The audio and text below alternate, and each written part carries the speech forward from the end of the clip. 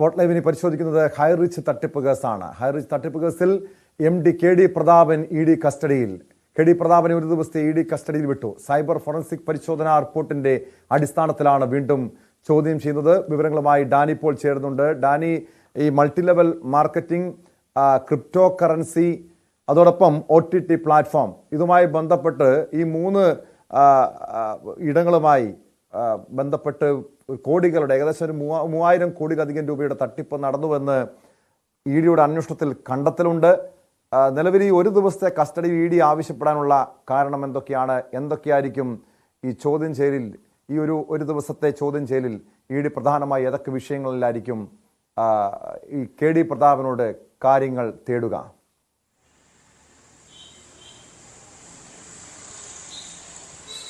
Tom, ഇതിൽ ഏറ്റവും പുതുതായി കസ്റ്റഡിയിലേക്ക് അപേക്ഷിക്കുന്നതിനുള്ള പുതിയ കാരണമെന്ന് പറയുന്നത് ഇതിൻ്റെ ഒരു സൈബർ വിഭാഗങ്ങൾ നടത്തിയ ഒരു പരിശോധനയും ഒപ്പം തന്നെ ഫോറൻസിക്കിൻ്റെ പരിശോധനയെ തുടർന്ന് ഇവർക്ക് ലഭിച്ച പുതിയ വിവരങ്ങളുണ്ട്. അത് പ്രധാനമായും തന്നെ ഈ OTT പ്ലാറ്റ്ഫോമുമായി ബന്ധപ്പെട്ടുകൊണ്ട് നടന്ന പണം ഇടപാടുകൾ, അതിലേക്ക് എത്തിയ തുക, ഇത് സംബന്ധിച്ചുള്ള വിശദാംശങ്ങളിലാണ് പിന്നീടും ഈ കസ്റ്റഡി അപേക്ഷയിലേക്ക് ED നൽകുന്നതിന് വേണ്ടി പോയത്. 2 ദിവസത്തെ കസ്റ്റഡി അപേക്ഷയാണ് നൽകിയതെങ്കിൽ 1 ദിവസത്തെ കസ്റ്റഡി ആണ് അനുവദിച്ചിട്ടുള്ളത്. ഇതിൽ OTT പ്ലാറ്റ്ഫോം തുടങ്ങിയവയ്ക്ക് വേണ്ടി ഇവർക്ക് സോഫ്റ്റ്വെയർ സാങ്കേതികവിദ്യ നൽകിയ ഈ സ്ഥാപനത്തിൽ നടത്തിയ ഒരു പരിശോധനയും അത്തരം കാര്യങ്ങളിൽ നിന്ന് ലഭിച്ച വിവരങ്ങളുടെ അടിസ്ഥാനത്തിലുമായിരുന്നു തുടർന്ന് ചോദ്യം ചെയ്യലിലേക്ക് പോകുന്നത്. 1673 കോടിയോളം രൂപ ഇങ്ങനെ ഈ OTT പ്ലാറ്റ്ഫോം വഴിയുള്ള ഇടപാടുകൾക്ക് വേണ്ടി ഇതിലേക്ക് പണം എത്തിയിട്ടുണ്ട് എന്നൊരു കണ്ടെത്തൽ വന്നിട്ടുണ്ട്. അപ്പോൾ ഈ ഒരു കാര്യത്തിൽ വിശദീകരണം വേണ്ടതുണ്ട്. മാത്രവുമല്ല, ഈ OTT പ്ലാറ്റ്ഫോം എന്നത് ഇവരുടെ ഒരു പുതിയ രീതിയിലൊരു തട്ടിപ്പിന് വേണ്ടി മറയിടുന്നതിന് വേണ്ടി മാത്രമായിരുന്നു. പലരെയും ഇതിലെ വ്യാജമായിട്ട് ഇതിൻ്റെ ഒരു ഉപഭോക്താക്കൾ സബ്സ്ക്രിപ്ഷൻ എന്ന രീതിയിൽ തന്നെ അത് എണ്ണം പെരുപ്പിച്ച് കാണിച്ചുകൊണ്ട് ആ രീതിയിലേക്കാണ് നിർമ്മാതാക്കളെ അടക്കം ഇവർ കബളിപ്പിക്കുകയുണ്ടായത്. അങ്ങനെ തങ്ങൾക്ക് വലിയ രീതിയിലുള്ള സബ്സ്ക്രിപ്ഷൻസ് OTT പ്ലാറ്റ്ഫോമിലുണ്ട് എന്നതടക്കമുള്ള കാര്യങ്ങൾ വിശ്വാസയോഗ്യമായ രീതിയിൽ ഇവർ അവതരിപ്പിക്കാനടക്കം കഴിഞ്ഞു. ഇതിലേക്ക് വന്ന തുക ഇവർ ഈ 1673 കോടി രൂപയിൽ നിന്ന് ഏതാണ്ട് 1400-ലധികം കോടി രൂപ പിന്നീട് ഇവരുടെ അക്കൗണ്ടുകളിലേക്ക് അടക്കം മാറ്റിയതായും തെളിഞ്ഞിട്ടുണ്ട്. അപ്പോൾ ഇത്തരം കാര്യങ്ങളിലടക്കം ഒരു വിശദീകരണം വേണം. സംസ്ഥാനം കണ്ട ഏറ്റവും വലിയ ഒരു തട്ടിപ്പ് കേസുകൾ ഒന്നായിട്ട് ഈ ഹൈറിച്ച് കേസുകൾ മാറുകയാണ്. അപ്പോൾ അതിൽ വന്നിരിക്കുന്ന അതിൻ്റെ തട്ടിപ്പുമായി ബന്ധപ്പെട്ട പൂർണ്ണ വിവരങ്ങൾ അറിയേണ്ടതുണ്ട്. ഇപ്പോഴും പല ഇടപാടുകാരും തന്നെ ഈ ഹൈറിച്ചിൻ്റെ ഗുണഭോക്താക്കൾ തന്നെയും പലരും തന്നെയും പൂർണ്ണമായുള്ള ഒരു വിവരങ്ങൾ ലഭ്യമാക്കുന്നില്ല എന്നതാണ് EDയെ സംബന്ധിച്ചിടത്തോളം കുഴക്കുന്നത്. പൂർണ്ണമായും തന്നെ പലരും ഇവരോട് അന്വേഷണ ഉദ്യോഗസ്ഥരോട് സഹകരിക്കുന്നില്ല, വിശദാംശങ്ങൾ നൽകുന്നില്ല. ഇപ്പോഴും അറസ്റ്റായ KD പ്രതാപനും അദ്ദേഹത്തിൻ്റെ ഭാര്യ ശ്രീനി പ്രതാപനും എല്ലാം തന്നെ പൂർണ്ണമായി വിവരങ്ങൾ നൽകുന്നതിനോ കാര്യങ്ങളൊന്നും തന്നെ തയ്യാറാകുന്നില്ല എന്ന പരാതി ED പലപ്പോഴായിട്ട് ഉന്നയിക്കുന്നുണ്ട്. അതോടൊപ്പം തന്നെയാണ് ഇവരുടെ പല ഇടപാടുകാരും ഇപ്പോൾ KD പ്രതാപനെ അറസ്റ്റ് ചെയ്തു, പിന്നീട് കസ്റ്റഡിയിലെടുത്ത് പലതവണ ചോദ്യം ചെയ്തു. പക്ഷെ കൂട്ടുപ്രതിയായിട്ടുള്ള ശ്രീനയെ ഇതുവരെയും അറസ്റ്റ് രേഖപ്പെടുത്താത്തത് എന്തുകൊണ്ടാണ്? കൃത്യമായ ഒരു തെളിവുകൾ ഈ പ്രതാപന്റെ ഭാര്യയ്ക്കെതിരെ ഇതുവരെയും EDക്ക് ലഭ്യമായിട്ടില്ലേ?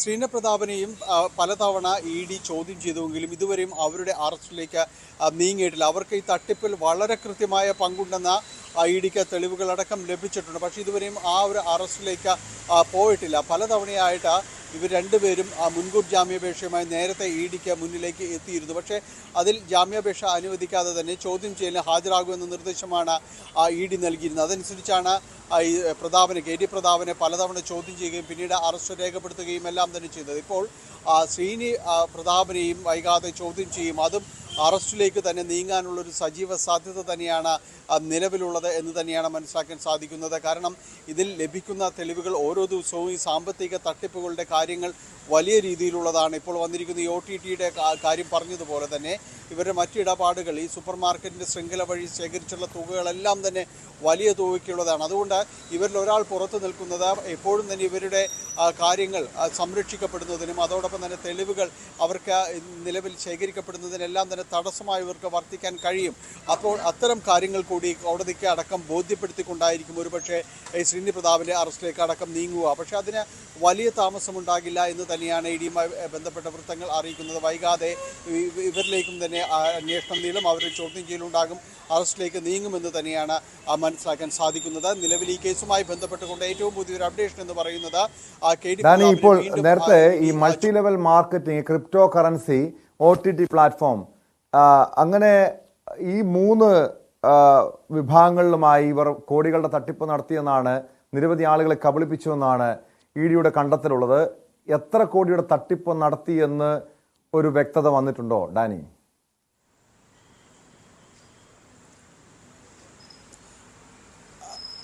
ടോം, ഇതിൻ്റെ മുഴുവനായൊരു വോളിയം എന്ന രീതിയിലേക്ക് ഇതുവരെയും എത്തിച്ചേരാനായിട്ട് സാധിച്ചിട്ടില്ല. കാരണം ആദ്യഘട്ടത്തിൽ പോലീസ് അന്വേഷിക്കുമ്പോൾ ഇത്തരം കാര്യങ്ങളിലേക്ക് ബന്ധപ്പെട്ട് പോകുമ്പോൾ ആദ്യം ഏതാണ്ട് ഒരു 300 കോടി രൂപയിൽ താഴെ നിൽക്കുന്ന ഒരു തട്ടിപ്പ് എന്ന രീതിയിൽ തന്നെയാണ് പോകുന്നത്. പിന്നീട് അതിൻ്റെ വോളിയം വലുതാവുകയാണ്. ഇഡി അടക്കം ഈ അന്വേഷണത്തിലേക്ക് വരുമ്പോൾ അവരുടെ റഡാറിലേക്ക് കൂടി ഹൈറിച്ച് എത്തപ്പെടുമ്പോൾ ആ തട്ടിപ്പിൻ്റെ വ്യാപ്തി വർദ്ധിക്കുന്നതാണ് നമ്മൾ കാണുന്നത്. ഏതാണ്ട് 3000-ഓളം കോടി രൂപയുടെ ഇടപാടുകളടക്കം ഇത്തരം കാര്യങ്ങൾ നടന്നിട്ടുണ്ട് എന്നത് പറയുന്നു. അതിൽ ഇപ്പോൾ നമ്മൾ പറയുന്ന പോലെ ഈ 1673 കോടി രൂപ ഈ OTT പ്ലാറ്റ്ഫോം സംബന്ധിയായ ചില കാര്യങ്ങൾക്ക് വേണ്ടി ഇതിൽ ഉണ്ടായിരുന്നു. ഇത്തരം കാര്യങ്ങൾക്ക് വേണ്ടി തട്ടിപ്പിനായി ഉപയോഗിച്ചിരുന്നു. ഇത്തരം പണം ഇതിലേക്ക് എത്തിയിട്ടുണ്ട് എന്നതടക്കമുള്ള വിവരങ്ങൾ ലഭിക്കുന്നുണ്ട്.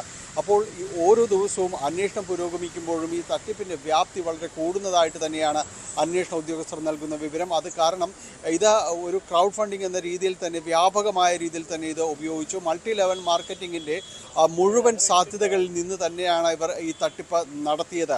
അത് ആദ്യഘട്ടത്തിൽ ഇടപാടുകാർക്ക് പണം നൽകുന്നതോടുകൂടി തന്നെ കൂടുതൽ വിശ്വാസ്യതയിലേക്ക് ഇത് വരികയും കൂടുതൽ പേർ അതിൽ ഇൻവെസ്റ്റ് ചെയ്യാൻ തയ്യാറാവുകയും എല്ലാം തന്നെ ചെയ്തു. ആ ഒരു സൂപ്പർ മാർക്കറ്റ് ശൃംഖല അതുവഴി വികസിപ്പിച്ചെടുത്തുകൊണ്ട് മുന്നോട്ട് പോകാൻ കഴിയുമെന്ന് അവർ പൂർണ്ണമായും ഇടപാടുകാരെ വിശ്വസിപ്പിച്ചു. അപ്പോൾ അത്തരം വിശ്വാസ്യതകളിൽ നിന്നുകൊണ്ട് കൂടുതൽ തുക നിക്ഷേപിക്കാൻ അവർ തയ്യാറായി എന്നത് തന്നെയാണ്. സംസ്ഥാനത്തിൻ്റെ പല ഭാഗങ്ങളിലായി ഇത്തരം സൂപ്പർ മാർക്കറ്റുകൾക്ക് വേണ്ടി പണം മുടക്കിയവരുണ്ട്. പലപ്പോഴും ഇതൊന്നും കൃത്യമായി ഇവർ പറയാൻ പോലും തയ്യാറാകുന്നില്ല എന്നതാണ്.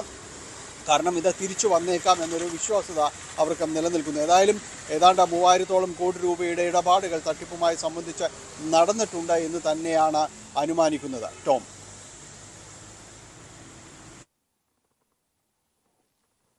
ഡാനി, ഇവിടെ പോലീസിന് മുൻപാകെ ഇതുമായി ബന്ധപ്പെട്ട് ഈ ഹൈറിച്ച് തട്ടിപ്പുമായി ബന്ധപ്പെട്ട് നേരത്തെ പരാതികൾ വന്നിരുന്നു. പോലീസ് ഈ വിഷയത്തിൽ കാര്യക്ഷമമായി ഇടപെടാത്തത് കൊണ്ടാണ് തട്ടിപ്പ് കൂടുതൽ വിപുലപ്പെടാൻ കാരണമായതെന്ന ആക്ഷേപമൊക്കെ ഉയർന്നിട്ടുണ്ട്. ഇഡിയുടെ അന്വേഷണത്തിൽ ഇതുമായി ബന്ധപ്പെട്ട ഈ പോലീസിൻ്റെ ഭാഗത്തു നിന്നുള്ള വീഴ്ചയുമായി ബന്ധപ്പെട്ട കാര്യങ്ങൾ കണ്ടെത്താൻ കഴിഞ്ഞിട്ടുണ്ടോ ഡാനി?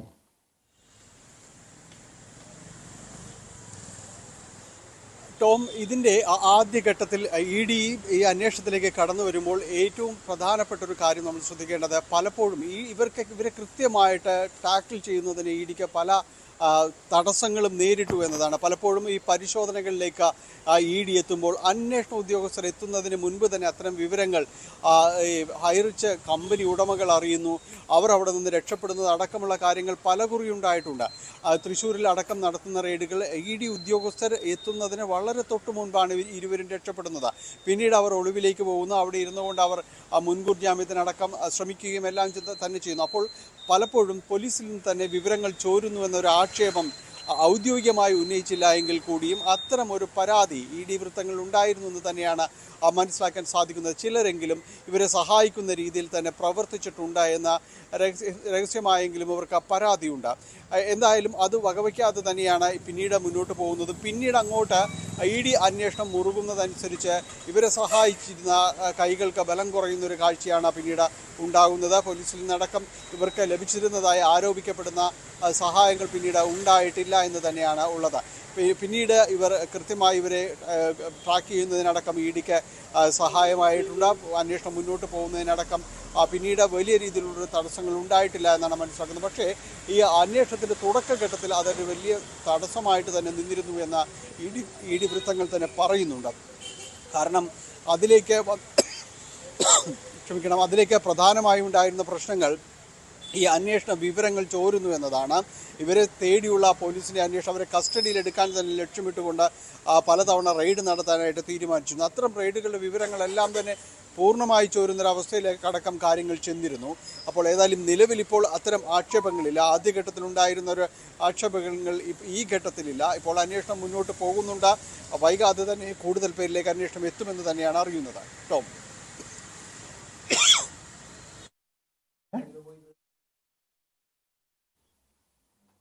ഡാനി പോളാണ് വിവരങ്ങൾ നൽകിയത്. ഹൈറിച്ച് തട്ടിപ്പ് കേസിൽ MD KD പ്രതാപനെ ED വീണ്ടും കസ്റ്റഡിയിലെടുത്ത് ചോദ്യം ചെയ്യുകയാണ്. ഒരു ദിവസത്തെ കസ്റ്റഡിയിലാണ് ആവശ്യപ്പെട്ടിരിക്കുന്നത്.